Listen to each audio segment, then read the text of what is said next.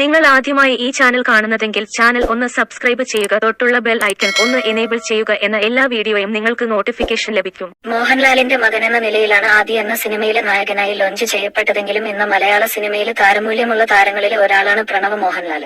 യാത്രകളെയും ലളിതമായ ജീവിതത്തെയും സ്നേഹിക്കുന്ന പ്രണവ് വർഷത്തിലെ ഒരു പടമെന്ന രീതിയിലാണ് ചെയ്യാറുള്ളത്. ഹൃദയം എന്ന സിനിമ ഇറങ്ങി 2 വർഷങ്ങൾക്ക് ശേഷമാണ് പ്രണവിന്റെ പുതിയ സിനിമയായ വർഷങ്ങൾക്ക് ശേഷം പുറത്തുവന്നത്. ചുരുക്കം സിനിമകളെ ചെയ്തിട്ടുള്ളൂവെങ്കിലും പ്രണവിന്റെ പ്രതിഫലം അത്ര നിസ്സാരമല്ലെന്നാണ് ഇന്റർനെറ്റ് മൂവി ഡാറ്റാബേസിലെ വിവരങ്ങൾ പറയുന്നത്. 2018 തന്റെ ആദ്യ സിനിമയായ ആദിക്കായി കാര്യമായ പ്രതിഫലമൊന്നും പ്രണവ് വാങ്ങിയിരുന്നില്ല.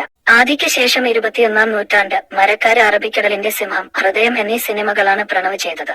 ഹൃദയത്തിന് ശേഷം ഇറങ്ങിയ വർഷങ്ങൾക്ക് ശേഷം എന്ന സിനിമയ്ക്കായി 3 കോടി രൂപയാണ് പ്രണവ് വാങ്ങിയതെന്നാണ് IMDb പറയുന്നത്.